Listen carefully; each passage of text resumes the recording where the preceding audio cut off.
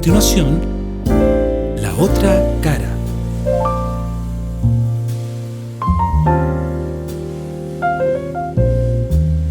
Hola, un gusto de saludarlos. Aquí estamos en La Otra Cara, este programa que pretende ser una conversación interesante gracias a los invitados que nos acompañan, y la verdad que hoy día no tengo duda que así va a ser una conversación muy interesante. Nos acompaña en LOF Televisión el consejero regional por la provincia de San Felipe, don Patricio Espinosa Darricade. Hola, Patricio. Hola, buenas noches. Un gusto en saludarlo y acompañarnos en esta conversación. El gusto es mío, consejero. Muchas gracias por estar. Se agradece la invitación. Consejero, ¿sanfelipeño? Sanfelipeño, nacido y criado acá en San Felipe. Mi padre fue profesor, bueno, él falleció hace 5 años atrás. Se desempeñó primero en Guzmanes como profesor rural, posteriormente se vino a la escuela agrícola, estuvo en la escuela industrial. Profesor de los normalistas. De los viejos normalistas, Okay. Esos profesores dedicados pero con un cuerpo y alma a la docencia. Y también trabajó en la escuela industrial y en el Liceo de Hombres terminó su carrera, digamos. Hartos años de docencia. Muchos años de docencia. Yo, como te digo, yo me crié prácticamente en Guzmanes. En esa época cuando el cura, el carabinero y el profesor eran las autoridades.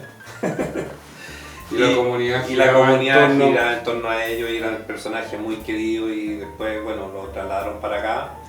Y nosotros seguimos visitando siempre a las familias porque nos invitaban a Guzmanes a almorzar, a tomar once, nos preparaban una tremenda comida ahí para la gente muy cariñosa. Hasta el día de hoy tenemos gente conocida de esos sectores. Debe haber dejado mucha huella su padre, consejero. Sí, oye, ¿Cómo se llamaba? Juan Espinosa Espíndola. Juan Espinosa. Ok. Profesor de matemática. Los alumnos siempre lo recordaban porque era muy bueno para contar historias. Le decían Juan, Daniel Boom. Ya. Porque él siempre le gustaba salir con los alumnos a acampar, salían a pescar, qué sé yo, y siempre contaba muchas historias. Era más que el pizarrón. Más que el pizarrón. Él hacía sus clases de matemáticas y muchas veces cuando quería distender la clase se ponía a contar su historia, y los cabros se aprovechaban de esa situación también, preguntándole cosas, y a él le gustaba esa conversación. Y mi madre, bueno, mi mamá María Luisa Darricades, Ugarte, ella es hija de unos inmigrantes franceses que llegaron a principios del año después de la Segunda Guerra Mundial. Se instalaron por acá por la zona. Tuvieron una curtiembre acá en el sector del Rincón, ahí donde está la esquina de donde está una empresa exportadora, ahora no sé. Ya. Ahí tenían una curtiembre. Y fueron puras hermanas, son 9 hermanas, por lo tanto el apellido Darricade desapareció por esa razón, digamos. Porque mi mamá, bueno, somos 3 hermanos, pero mi tía, que era las 2 hijas que tuvo mi abuelo, no hubo forma de continuar con el apellido. Hoy día podría ser, ¿no? Con el cambio de... Sí, hoy día se podría. Hoy día se podría. Consejero, ¿tu hermano? 2 hermanos, ¿no es cierto? Rodrigo y Carola. Yo soy el mayor. Ya. Soy el mayor. Mi hermana trabaja acá, mi hermano se acaba de ir al sur. Se emprendió un negocio por allá, tiene unas cabañas en Alpur. Así que le estaba yendo bastante bien, van hartos sanfelipeños a visitarlo. Así que todo bien. Estudié yo en la escuela 4. Eso le iba a preguntar. La escuela 4, ¿no es cierto? Cuando estaba acá en Coima, ¿no es cierto? Y después posteriormente se cambia allá al sector de... no sé cómo se llama. ¿Dardiñac? Sí. Ahí estuve hasta 8º año básico. Posteriormente estuve en la escuela industrial. La gloriosa. La gloriosa escuela industrial. Estudié electromecánica y posteriormente ingresé a la universidad. Estuve un par de años estudiando ingeniería eléctrica y posteriormente me cambié a estudiar ingeniería en informática. ¿En la Federico? En la Federico Santa María. Y de ahí egresé y me quedé aquí en la zona, ya que mis compañeros prácticamente todos se fueron a trabajar a Santiago, a los bancos. En esa época era bastante apetecido, eran raros los informáticos cuando yo salí. Así que todos se fueron a trabajar en Santiago, yo me quedé aquí en la zona. Posteriormente me llama don Patricio Cornejo, que había asumido, digamos, el cargo de director del Servicio de Salud, y estaban partiendo con un proyecto muy interesante de informatizar el sistema de salud. ¿Época, consejero? El año 91, cuando parte el gobierno de don Patricio Elwin, ¿no es cierto? Me Y llama. el servicio tomó la decisión de digitalizarse un poco. Había un proyecto a nivel nacional donde habían 3 servicios de salud que tenían cuatro patas, 4 componentes, digamos. Consejero, perdón, esto es una conversación, Sí. yo le pido antes que se me vaya. Federico Santamaría, no es que usted sea de mucha edad, pero sanfelipeño, Guzmanes, Putaendo, su padre profesor. Trasladarse hoy día, irse a estudiar afuera, con la conectividad de esa época, sin los celulares, ¿cómo fue? No era una decisión fácil. Mira, era una decisión que no había lugar donde No, Carla, por eso. tenías que irte.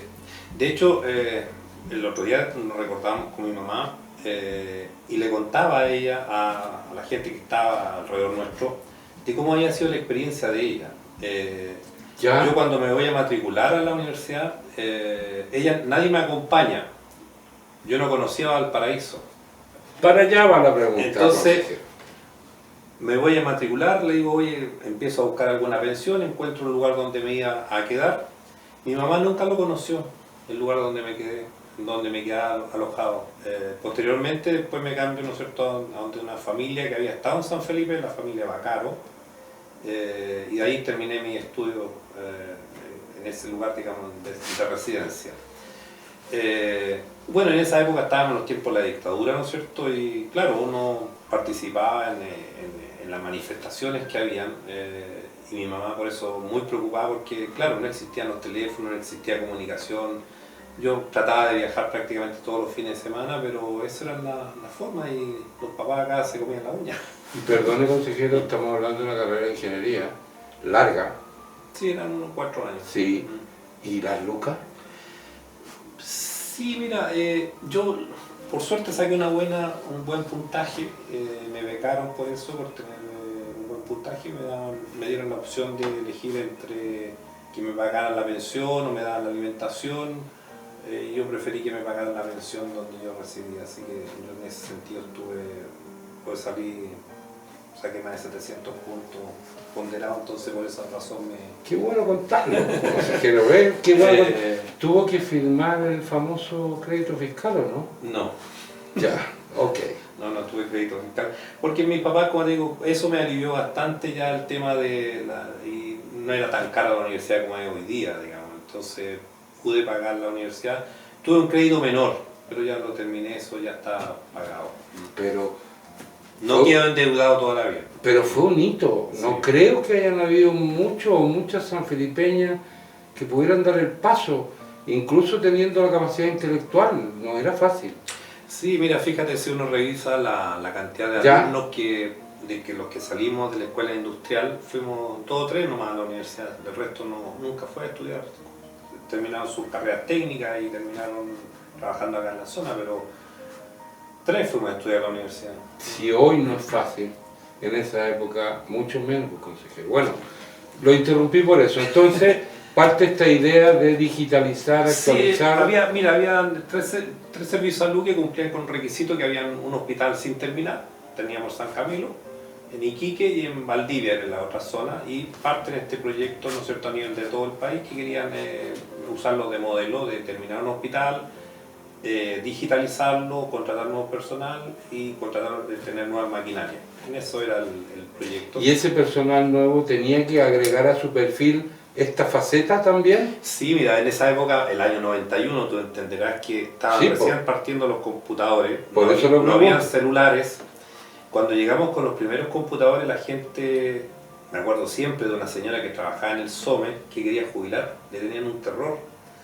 Entonces fue una época difícil para echar a andar un sistema informático. Y eran 39 computadores para el San Camilo y 37 para los Andes. Hoy día esas cifras son irrisorias, ¿no? Con esos discos floppy. Con esos discos floppy de Ya. 3,5 centímetros. Sí, ya. Y claro, eran unas capacidades y unos equipos muy lentos, pero con eso partimos. Y cuéntele, consejero, a los más jóvenes, a los chiquillos, que la pantalla eran puras letras y números. Ah, por supuesto. No era esto touch, gráfico, ni- no. ¿Ya? No, mira, cuando yo estudié los disquetes, porque después salieron los de 3,5 pulgadas, habían unos de 5 un cuarto, de 5 un cuarto pulgadas que eran blandos y habían unos de 8 pulgadas y las cintas magnéticas. Correcto. Y cuando yo ingresé a la universidad estaban todavía las tarjetas perforadas. Entonces tú para hacer un programa era un alto de tarjeta y uno siempre se recuerda que se usaban para hacer las sorpresas en los cumpleaños de los niños. No sé si se acuerdan la tarjeta. Eran las tarjetas como las de la polla de la Gol, polla ¿cierto? Gol, exactamente. Que así, los cuadraditos. Entonces cada línea de programa ¿Ya? era una tarjeta. Entonces si el programa tenía 100 líneas, eran 100 tarjetas y tú las pasabas, te daban 5 vales para pasar las tarjetas a través de una ventanilla, porque tú los computadores los veías en un edificio con ventanas, con aire acondicionado, con una serie de medidas de seguridad. Te pasaban el programa, lo corrían, que así lo llamábamos nosotros, ¿no es cierto? Y después te entregaban el resultado en una tarjeta. Y tú ahí sabías si estaba bien o mal tu programa. Esa era la forma de... Consejero, perdón, que me entusiasmó. En una época en que se está produciendo este cambio, algo tan nuevo, un buen puntaje en la prueba, irse de su casa, jugarse el destino laboral un poco, ¿por qué apuesta por este camino nuevo, pudiendo elegir otras carreras más tradicionales. A lo mejor por la novedad, puede haber sido, ¿no es cierto? Y tenía las capacidades, yo siempre en el colegio me saqué buenas notas en física y en matemáticas, ¿ya? No así en filosofía, esas cosas. Ahí me costaba, yo leía mucho, siempre leía muchos libros. De hecho mi abuelita como a los 12 años me regala un dinero y yo me compré un libro de Robin Hood. Okay. Lo leí muchas veces y me sabía la historia y lo veía como un héroe a Robin Hood. Y después empecé a leer mucho y seguramente por eso y me iba muy bien en matemática, en física, como te digo, porque yo lograba imaginarme la ecuación de todo ese tipo de cosas. Así que en ese sentido tenía esa facilidad. Okay. Y eso a lo mejor me llevó a dedicarme al tema informático. ¿Arrepentido de esa decisión hoy? No, fíjate que no, ¿Ya? porque me ha dado la satisfacción necesaria, he cumplido todos mis sueños. No me puedo quejar de cómo me ha tratado la vida. Me ha tratado muy bien. Así que... ¿Se siguió especializando, consejero, en el tema? Sí, mira, la gente siempre ve al informático como medio mentorato, no le dicen, oye, ¿sabes que se me echó a perder la impresora? O se me echó a perder el computador, o se me echó a perder esta cosa. Y en realidad hoy día, el día de hoy, ¿no es cierto?, también, como los médicos, también hay especialidades. Hay especialistas en base de datos, especialistas en redes, especialistas en distintos tipos de software de desarrollo. Y hoy día el tema que está muy interesante, que es la inteligencia artificial, que de hecho la semana pasada, ¿no es cierto?, varios magnates de la informática, como el propietario de Microsoft o de Facebook, están pidiendo que al menos se mantenga el tema, se calmen un poco, porque realmente es impresionante cómo se ha avanzado en la inteligencia artificial. Y de hecho leía una cosa, que al menos ya leí un artículo de una niña que decía, oye, mi hijo está estudiando matemáticas y está hablando con el computador y le está enseñando matemáticas. El computador le va resolviendo porque estaba con estos programas de inteligencia artificial, estaba enseñando matemáticas. Entonces dicen estos filósofos, ¿no es cierto?, que las carreras que van a quedar obsoletas van a ser dos, al menos se ven hoy día, profesor y psicólogo. Las máquinas van a ser capaces. Consejero, pero para terminar este bloque, que le agradezco la confianza en contarnos de su vida, en esta revolución tan vertiginosa entre el 90 y hoy, pero usted inmerso en ella, pero uno como usuario solamente, ¿qué piensa haber vivido esta época vertiginosa, un torbellino, en 30 años? Sí, Cosas buenas, cosas malas. Claro, es que fueron épocas, cada época tuvo su afán, digamos. Hoy día las cosas van ocurriendo cada vez más rápido, y casi no te alcanza a terminar algo y ya está saliendo algo nuevo, entonces muy, muy rápido. ¿No? Yo ahora último me dediqué básicamente al tema de administración de proyectos. Y estuve también trabajando en el ministerio acerca de eso, ¿no es cierto? Estuve a cargo del CIRACHE, que se llama, que es el Sistema de Recursos Humanos del Ministerio, que manejaba los sistemas desde Arica hasta Punta Arenas. Teníamos 320 hospitales a cargo. Y está un proyecto también que el que le paga toda la remuneración al personal. Teníamos 150.000 funcionarios que se les pagaba su sueldo con ese sistema, y hoy día se han agregado una serie de procesos más de capacitación, hay nuevas cosas. Y ahí estuve también, ¿no es cierto?, como jefe del proyecto, que es una época muy bonita también, de mucho aprendizaje. Y volver de nuevo para acá, para la zona, este es un vaso de leche. Realizado laboralmente, Muy realizado. bonita familia, lo vamos a dejar descansar un minuto, consejero, ya volvemos.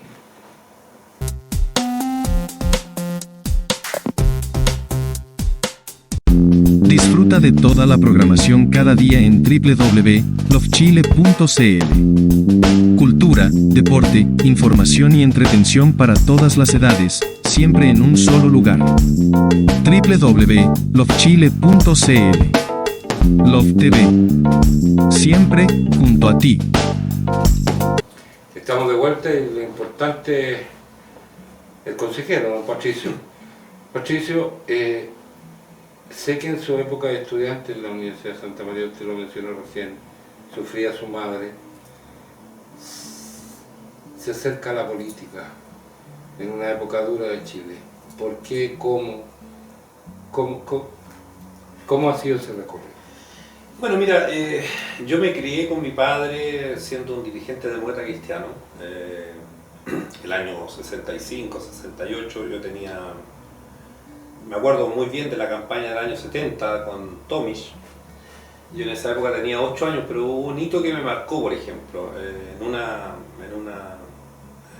reunión que hay, ¿no es cierto?, en la Ligua, llega don Radomiro en un helicóptero a hacer su discurso. Yo estaba con mi papá en esa época, mi papá era el secretario provincial, cuando la provincia era desde la Ligua, Petorca, Cabildo, San Felipe Los Andes, La provincia de Aconcagua. la provincia de la Aconcagua, que el partido tenía esa estructura. Y me toma en sus brazos y me lleva al helicóptero. Entonces son cosas que te van marcando, y yo prácticamente me crié, vi todo el sufrimiento que tuvieron mis padres, ¿no es cierto?, cuando pierde don Ramiro.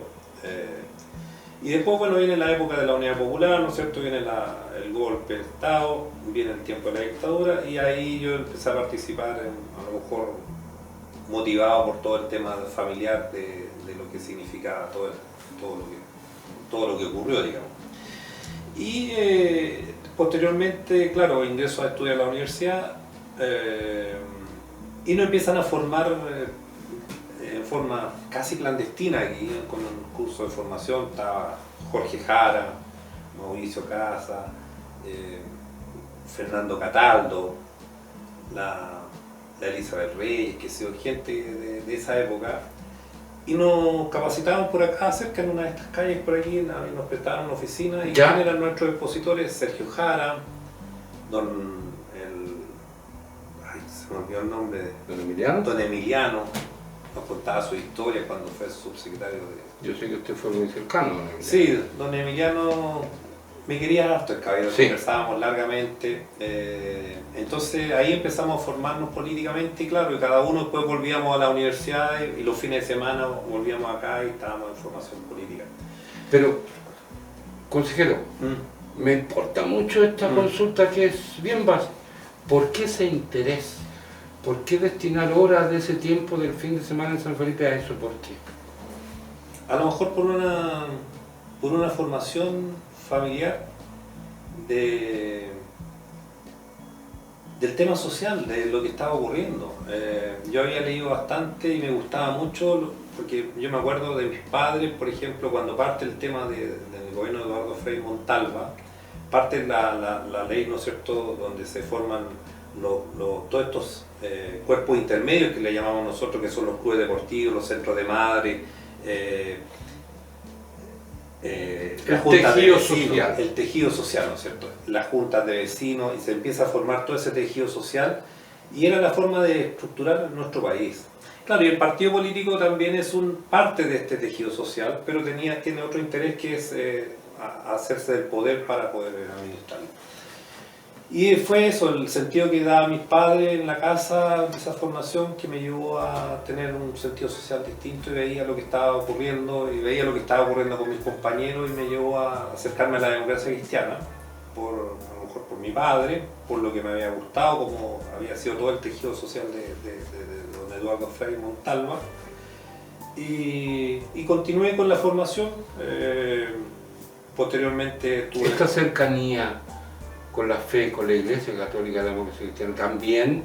No, fíjate. No. Yo creo más creía más en el sentido social cristiano, en el sentido no tanto de la Iglesia como los curas, digamos, más bien en lo que era la doctrina social cristiana. Ok. Y posteriormente estuve en Venezuela en un curso de formación que fue auspiciado por la Konrad Adenauer, que es la fundación alemana que financia todo este partido. Y de ahí continué, y posteriormente, cuando volví para acá, para San Felipe, fui presidente comunal de la JDC, presidente provincial de la JDC, posteriormente estuve el presidente provincial del partido, y de ahí, bueno, me fui un poco... Por eso, pero usted vuelve, titulado, ok, cumple, la familia, la mamá un poco más tranquila, pero toma la decisión de caminar, de hacer un camino en la política, en su partido. Sí, lo que pasa es que yo creo que cada persona tiene su afán. Hay gente que le gusta el fútbol, que participa en el fútbol, hay gente Quiero relevarlo, consejero. Claro, hay gente que le gusta los bomberos, Sí. va a los bomberos, y hay gente que le gusta la política. En este caso yo me dediqué a la política. Me parece. Ese es el afán, digamos, no es otro. No era un afán de poder. Yo creo que, mira, una de las cosas que a nosotros nos criticaron siempre fue ¿cómo decirlo?, el sentido de la ambición de poder. Nunca tuvimos ambición de poder. Yo creo que eso, nuestra generación, si tú te das cuenta, la generación nuestra tuvo muy poca ambición de poder. Porque queríamos cambios que hubiesen en el país, pero no queríamos a lo mejor estar habíamos entrado a la política para hacernos de los Porque cargos. vivimos un shock. Sí. Entonces, eso siempre nos criticaron a Fernando, porque a Fernando, cuando fue gobernador acá, Sí. costó un mundo convencerlo que se viniera. Porque él también estaba trabajando en Valparaíso, que sí, estaba en un cargo de Nercense, que estaba muy bien evaluado, pero costó mucho. A diferencia hoy día, que hay gente muy ambiciosa y no nos vemos... Y que en esa época, había otra... porque cuando yo llego a Concagua, consejero, en Aconcagua, 8 alcaldías eran dirigidas por la Democracia Cristiana. Sí, llegamos a tener 9,5. Pero cuando yo llegué eran 8. Concejales en todos los consejos Todos los municipales. consejos. Un diputado, don Sergio. Un gobernador, el doctor. Eso era No, si teníamos... era como visitar el estadio de la U. ¿Ah? No, si teníamos... Azul. Teníamos el poder absoluto. Mira, la primera elección de alcaldes, si tú te recuerdas, tuvimos, yo digo 9,5. ¿Por qué? Porque tuvimos en las 10 comunas del Valle de la Concagua de hoy día, San Felipe de los Andes, teníamos alcalde demócrata cristiano. Y salvo Jorge, que asume la primera alcaldía aquí en San Felipe, y después la asume Jaime Amar. Por eso hablo del 9,5. Pero teníamos la mayoría de los concejales. Salvo Santa María, consejero. Santa María tiene razón. Sí, por eso yo hablé de 8. Sí. Porque yo llego cuando ya don Jaime era alcalde en San Felipe. Ya. Porque creo, oiga, un mito histórico, usted despéjelo al tiro. ¿Es verdad que don Jorge, él eligió la primera parte del periodo? Así es. ¿Y qué opina usted hoy día? Bueno, nunca se lo aceptamos. Nunca le dijimos, pero Jorge, ¿cómo se te ocurre que vas a dejarte el municipio ordenado? Porque había mucho desorden en esa época. No, que tenía que salir. Bueno, ahí tuvimos la consecuencia que Jaime después tuvo 3 periodos, fue alcalde cuántas veces quiso. Pero bueno, eso es un tema que Jorge efectivamente lo eligió. Usted fue muy cercano a don Emiliano, yo lo sé. Don Emiliano fue, creo, corríjame si estoy equivocado, una de las primeras figuras que desde Aconcagua asume un rol protagónico en el gobierno. Santiago fue subsecretario. Fui subsecretario del Trabajo, sí. ¿Cierto? Sí, en el gobierno Es una de las primeras figuras políticas que se exporta desde Aconcagua. ¿Eso es correcto? Sí. O sea, al menos del partido... Del PS. ¿no? Sí. ¿Sí? Sí. Claro, después tuvimos gente como Sergio Jara, Patricio Cornejo, ¿no es cierto?, que fueron diputados de acá de la zona. Sí, pero elegidos por acá, Elegidos, por la gente de acá. Claro, no, pero don Emiliano fue... Lo mandaron a llamar del gobierno. Del gobierno, sí. ¿No es Él era cierto? dirigente sindical en esa época. Sí. Algo de historia, Sí. consejero. Es una figura, perdón, no es crítica para el partido, aunque ya no es su partido, y de ahí le pregunto por qué, o cómo, o no sé, pero poco reconocido don Emiliano en ese sentido. Fue el primer producto político de exportación de Aconcagua. Sí, tienes razón. O sea, para los demócratas cristianos, don Emiliano era una eminencia y eso nadie lo puede negar, digamos. Era muy respetado. Para la comunidad, efectivamente, no tiene la trascendencia como han tenido otras personas. Totalmente de acuerdo. Con menores responsabilidades. Con menor responsabilidad. Sí. Consejero, a propósito de ese partido. Usted hoy es independiente. Sí. Le costó, le dolió, nos quiere contar las razones. Mira, yo ingresé, firmé por la ficha del partido el año, siempre decíamos nosotros, cuando parten las protestas contra Pinochet en esa época, el año 83, en marzo del 83. Así es. En ese año nosotros firmamos por la DC. Había que ser el rey de los brutos. No estaba muy de moda. No era muy de moda ni muy bien visto firmar por un partido. Firmamos ahí, hicimos el juramento de la democracia cristiana ahí en forma clandestina. Y yo renuncié a la militancia, que me costó mucho. Como te digo, siempre... Por eso se lo pregunto. ¿Fue su único partido? Mi único partido, no he participado. Yo soy uno de los militantes que se fue del partido sin terminar echándole garabatos, siempre lo he seguido respetando, siempre me siguen invitando incluso a reuniones del partido, tengo mucho respeto por todos sus dirigentes y nunca he hablado mal de la democracia cristiana. No era mi intención la pregunta. La cosa es que yo terminé renunciando por todo lo que ocurrió a lo mejor con nuestros diputados, que terminaron desilusionándome y terminaron alejándose de lo que había sido la doctrina social cristiana que se inspiró en el gobierno de don Eduardo Frei Montalva. Yo siempre decíamos, oye, con estos dirigentes nunca se hubiese hecho la reforma agraria, nunca se hubiese hecho.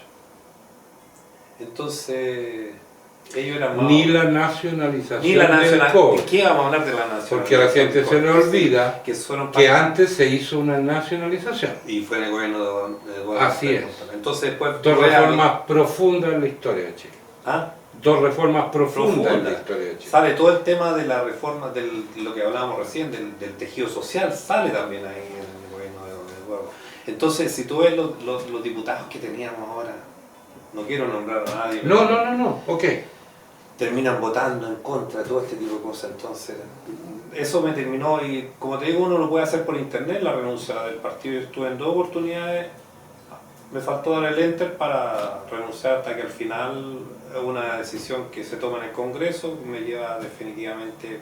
Porque a uno le dicen todos mis compañeros de trabajo, tú que eres demócrata cristiano, mira cómo votaron todos tus diputados. Yo no tenía por qué estar dando explicaciones de lo que votaban mis diputados porque yo no pensaba por qué.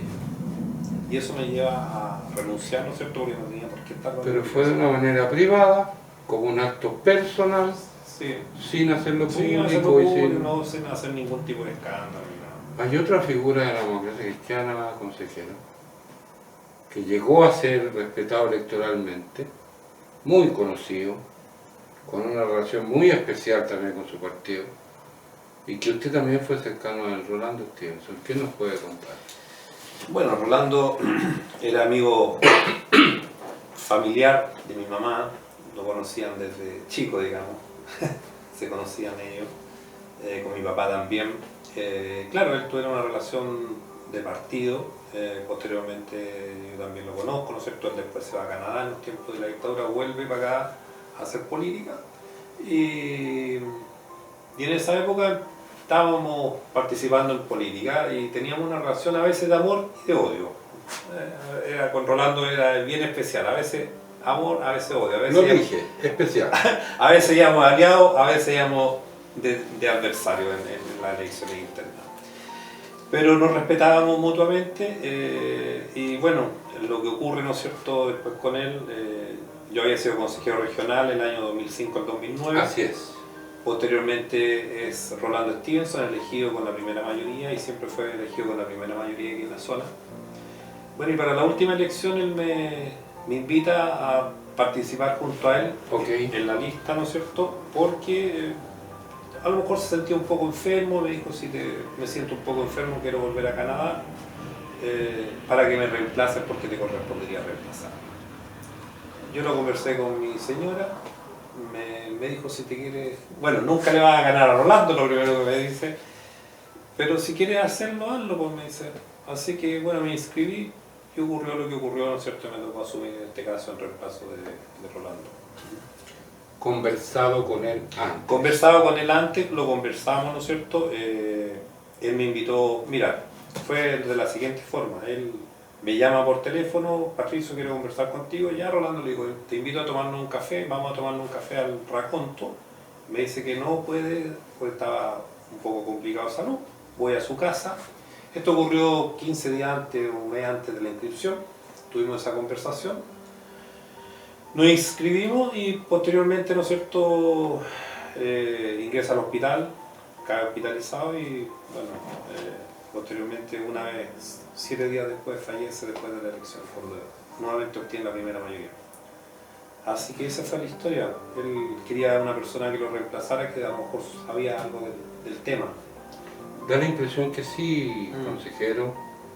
Usted fue consejero del 2005 al 2009. Sí. Era una modalidad distinta de elección. Claro, elegían los concejales en esa época. ¿Qué diferencia ha encontrado entre ese core y el de ahora? Bastante distinto, porque en esa época, claro, uno tenía discusiones con el resto de los consejeros, discusiones a veces bastante ásperas, pero al final del día terminaba todo, íbamos a almorzar juntos, a lo mejor seguíamos las discusiones, pero hoy día hay un ánimo, como el ánimo que está en el país.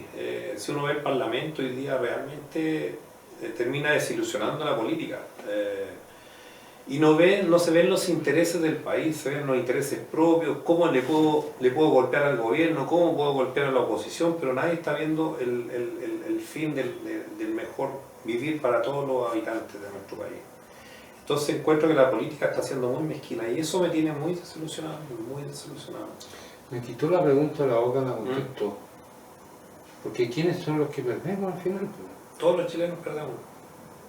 O sea, hoy día vemos las discusiones que hay en el Parlamento, la reforma tributaria, termina votando la derecha en contra de la idea de discutir. O sea, el Parlamento está hecho para parlamentar, para discutir, para conversar, para llegar a acuerdos. Básico, ¿no? Básico, y te ponen el voto para no entrar ni siquiera en la discusión.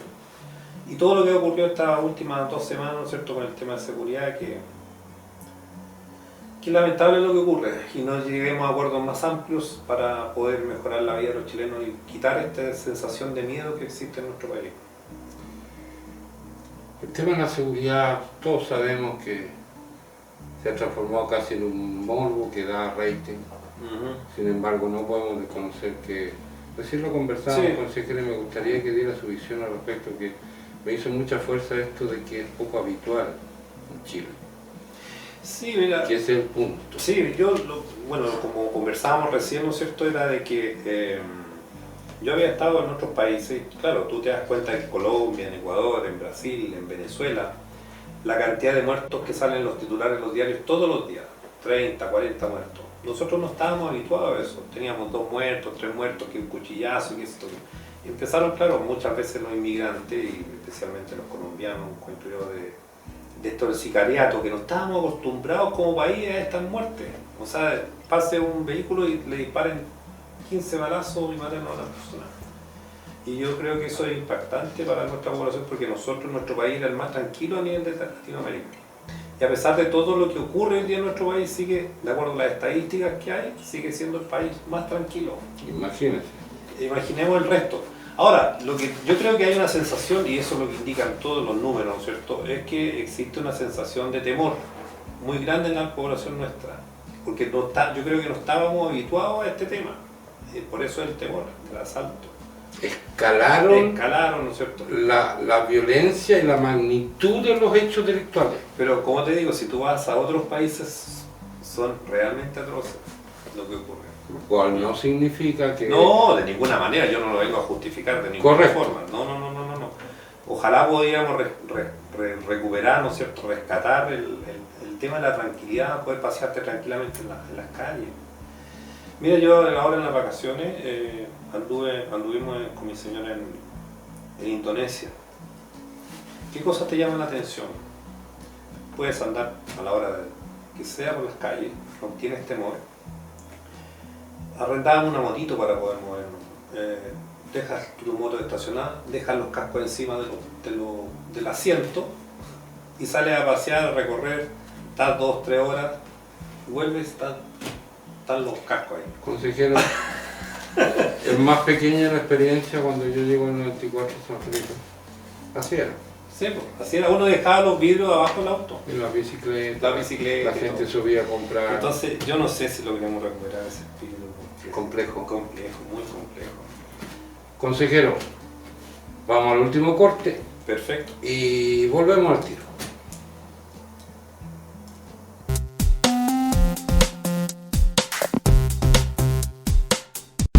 Disfruta de toda la programación cada día en www.lofchile.cl. Cultura, deporte, información y entretención para todas las edades, siempre en un solo lugar. www.lofchile.cl. Love TV. Siempre junto a ti. Estamos de vuelta, vamos a aprovechar este bloque también porque la palabra la tiene el consejero, don Patricio Espinosa, Darricades, informática, presidente de la Comisión de Ciencia y Tecnología. Cuéntenos, ¿cuáles son sus proyecciones? ¿Cuál quisiera ser su huella? Cuéntenos de su gestión como core hoy, don Patricio.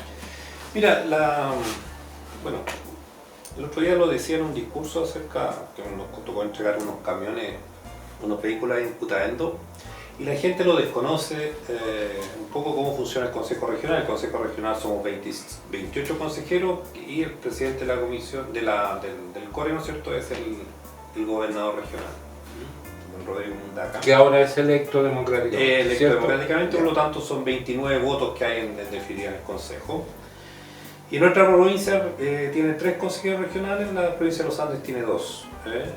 Y eso es de acuerdo a la cantidad de habitantes que tiene cada provincia, la cantidad de consejeros que se eligen. Y la forma de repartir, ¿no es cierto?, los fondos sea a través de proyectos. Y lo decía en el discurso ese día, que muchas veces a nosotros nos ven como, mucha gente nos ve como el patio trasero del Valparaíso, ¿no? Pero mira, con la cifra aquí en la mano, y la gente no lo sabe, la provincia de San Felipe fue la que tuvo mayor inversión en el fondo del FNDR, que es el Fondo Nacional de Desarrollo Regional. Esas son las lucas de verdad. Esas son las lucas de verdad, ¿no es cierto? Que es el fondo que tiene el... ¿Cuánto obtuvimos nosotros ese fondo? El 18% de los fondos. De la región de Valparaíso sacamos casi una quinta parte de esos fondos para nuestra ¿De provincia. cuántas provincias? Está la provincia de San Felipe, Los Andes, Quillota, Marga, Valparaíso, San Antonio y la isla de Pascua, digamos que... O sea, si se hace aritméticamente y por número de habitantes estamos sobre. Muy por sobre. Ok. De acuerdo a la cantidad de habitantes nos corresponde alrededor de un 11%, un 11, un 12%. Tuvimos un poquito más del 18%.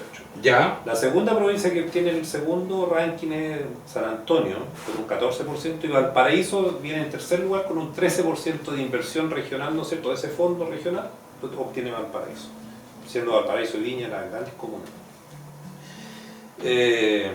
Entonces, claro, ¿de qué depende ese trabajo? Primero depende del trabajo que tengan los consejeros regionales con los alcaldes y los alcaldes con sus equipos técnicos que sean capaces de levantar proyectos que vayan en beneficio de los habitantes de su provincia. Que estén bien hechos. Que estén bien hechos, ¿no es cierto? Que tengan seguimiento. Y acá tienen buenos equipos técnicos que han sido capaces de levantar buenos proyectos, ¿ya? Y esa es la forma de obtener los recursos, digamos. Ese es su insumo como core. Como core. Esas son sus herramientas. Claro, nosotros trabajamos, bueno, normalmente estamos invitados, ¿no es cierto?, a las reuniones de los alcaldes, donde nos indican cuáles son sus prioridades, cuáles son sus necesidades, y uno trata de jugársela, ¿no es cierto?, en el consejo esos proyectos. Y ahí llega a acuerdos con otras provincias, ¿no es cierto?, para llegar a la votación que se llega. ¿Ya? ¿Cuánto significó eso en recursos? Aquí tengo la cifra. Sí. Bueno, en total en la provincia nuestra fueron 21.000 millones de pesos. 21.000 millones de pesos, Claro. en el año. En el año 2023. Perfecto. Y siendo la comuna, bueno, Catemo tiene 167 millones, y allá hay 3.000 millones de pesos, un poquito más. Panquehue 3.000 millones de pesos también. Putaendo 352, San Felipe 5.600 y Santa María 8.790. ¿Por qué Santa María obtiene tanto? Porque hay un proyecto grande ahí que es el tema de alcantarillado, que son un proyecto de 6.200 millones. Es como especial, digamos. Es especial. Como que carga. Ya. Pero a pesar de eso, como te digo, nosotros cuando vimos esos proyectos dijimos, chuta, nos va a costar sacar más plata para nuestra provincia, pero al final se obtuvieron buenos recursos para acá. Y en cuanto a la comisión, que yo soy presidente de la Comisión de Ciencia y Tecnología, Así es. esta es una comisión que la partimos el año 2006, cuando parte el tema del royalty minero, que se entregan unos fondos que se llaman Fondos de Innovación para la Competitividad, los fondos FIC, que le corresponden a las empresas que tengan parte de la minería. Y la quinta región tiene minería, por lo tanto nos Ya. corresponde una parte de ese fondo a nuestra región. Ya. ¿Ya? Por el tema de la minera andina y las otras mineras que hay acá en la zona. Antofagasta se lleva una gran cantidad, ¿no es cierto?, el resto de las regiones mineras. Y ese fondo está destinado a lo que es la innovación y la competitividad. Valga la redundancia. Ok. ¿Quiénes pueden postular? Básicamente los centros de formación científica y las universidades a estos fondos, ¿ah? Y son fondos de innovación. Y en esa época partimos con otro gran amigo que tuve, Guillermo Hurtado, que también la gente se debe recordar de él, un gran consejero de la provincia de los Andes, que también falleció.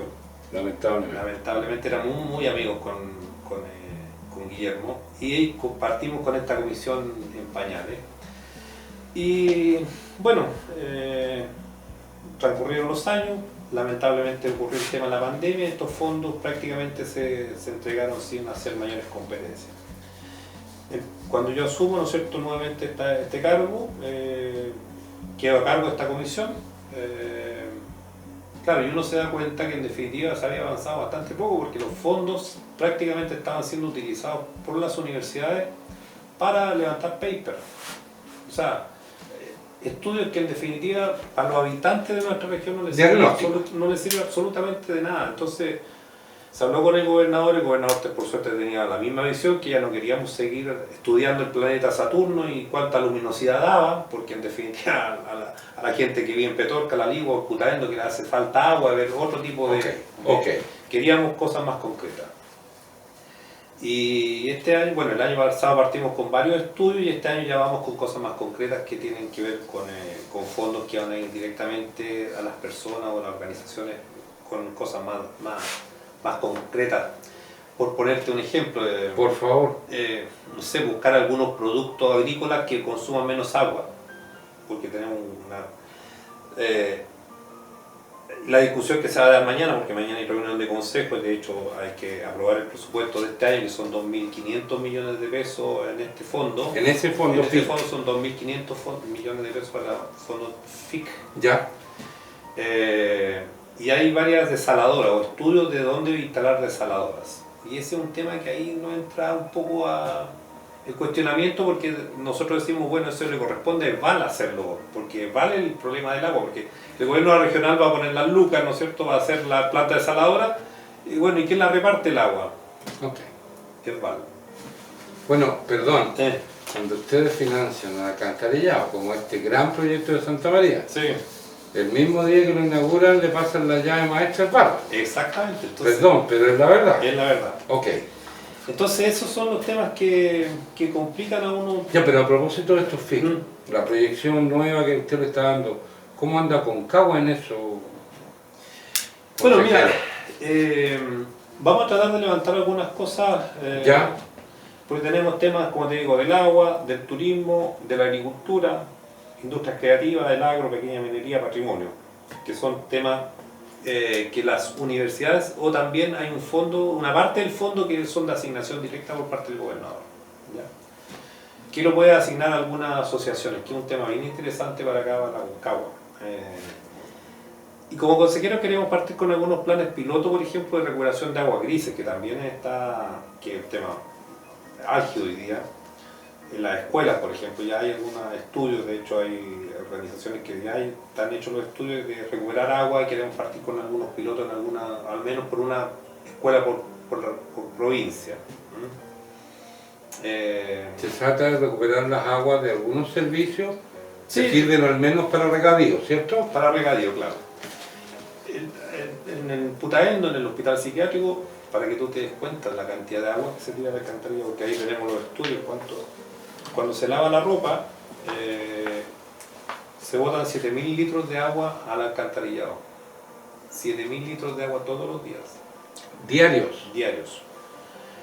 Entonces, si tú te imaginas, podríamos regar pero una gran cantidad de árboles, tener un pulmón verde ahí, y nadie lo está haciendo. Ok, para allá va... Para allá queremos ir, ¿no es cierto?, con estos fondos, y queremos encargárselo a algunos organismos que sean capaces de levantar el proyecto y que lo hagan, no el estudio, no que quede el estudio y que quede el paper, ¿no es cierto? Y No, esto hay que hacer. esto hay que hacer. Hacerlo. Hacerlo. Ok. Y como te digo, el año pasado se financiaron cosas con pequeños agricultores, floristas, qué sé yo.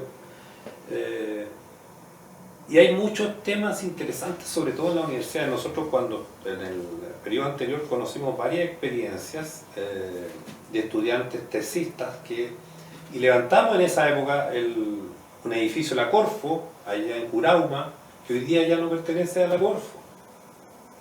Entonces uno dice, ¿pero cómo? Incluso nos invitaron de Brasil, me acuerdo, a conocer los edificios tecnológicos que tenían la Universidad Asociado. La Universidad de Concepción también tiene un edificio muy interesante donde a los alumnos tesistas o buenas tesis les pasan el espacio con computadores, con laboratorios, para que con la desarrollen. infraestructura para que desarrollen su proyecto y puedan desarrollarlo. Eso es emprender. Eso es emprender. Lamentablemente llegó ahora al core y no, el edificio de la Corfo ya no es de la Corfo. Entonces, terminaron financiando proyectos de call center de Ripley, por ejemplo. ¿Qué de innovador tenía eso? Okay. Entonces tú te das cuenta que estaba más enfocado y por eso queremos darle una visión distinta a esto en estos... Creo, me incluyo, que nos está ilustrando en un tema muy potente. Muy potente. Que no tiene visualización ciudadana, es muy potente. Sí, mira, en esa época, me acuerdo también, en la época, hacían el tema de la alcachofa en Yayay. Una cantidad enorme de hojas de alcachofa. ¿Qué se puede hacer con eso? Tuvimos reuniones con Elinia y claro, hay un producto, un antioxidante muy potente que se puede obtener de ahí de la alcachofa. Cosas de ese estilo. Habían investigadores, por ejemplo, del vinagre, sacaban un antioxidante que se lo agregaban a la mantequilla y tenían las patentes vendidas en Estados Unidos. Cosas de ese estilo. Habían unos muchachos, por ejemplo, que tenían un producto que era una pintura que le echaban a las rocas para que los moluscos pusieran sus crías, digamos, sus huevos y hicieran las crianzas. Entonces, ¿qué es lo que le pidieron las empresas? Que crearan una misma pintura, pero en vez de que los moluscos se adhirieran, se despegaran para las jaulas de los salmones, por ejemplo. Y esas investigaciones son cosas prácticas, innovadoras, y que te llevan al país a un mayor y la desarrollo. capacidad instalada en términos de desarrollo intelectual en Aconcagua, consejero, en la provincia, ¿cómo la ve? Francamente, ¿qué se puede hacer al respecto? Tenemos algunas universidades acá, ¿no es cierto? Sí. Hoy día es difícil desarrollar temas, pero hay que levantarlos, hay que conversar. ¿Qué cree usted que hay que hacer? ¿Qué va a hacer? Me equivoqué con la pregunta que usted de hacer. ¿Qué va a hacer al respecto? Lo más probable es tener reuniones, ¿no es cierto?, con los organismos, con las universidades que sean capaces de levantar proyectos interesantes. Acá tenemos capacidad, No tengo duda de eso. tenemos lugares donde hacer desarrollo y necesitamos los proyectos, las ideas innovadoras que puedan tener los jóvenes, que podamos financiarlas. Sí, esa es la idea. No es un fondo menor. No es un fondo menor, pero no es tanta plata. O sea, No, pero no es un fondo no es menor. un fondo menor. Mira, los proyectos aquí son de 90 millones, 100 millones de pesos, 130. El año pasado le pusimos un tope de 130 millones de pesos. Pero para un emprendedor, y me imagino que el acompañamiento puede ser en etapas, consejero, Sí, por supuesto. me parece formidable. Así que eso es lo que El estamos... tema del cambio climático en nuestra provincia es espeluznante, consejero, algo hay que hacer. Va a llegar el día que no se va a poder tener pasto, no se va a poder tener nada en nuestras comunas. Bueno, ese es el gran tema. Pero es que esto de la recuperación del agua gris me parece formidable. Se está haciendo en otros lugares. O sea, Antofagasta tiene una gran cantidad de plantas desaladoras, ¿no es cierto? Y es un tema que hay que seguir estudiándolo, porque el problema, ¿sabes cuál es el problema en las plantas desaladoras? Es el residuo que entrega la cantidad de sal que le cambia el pH, ¿no es cierto? Le cambia la dureza al agua del mar.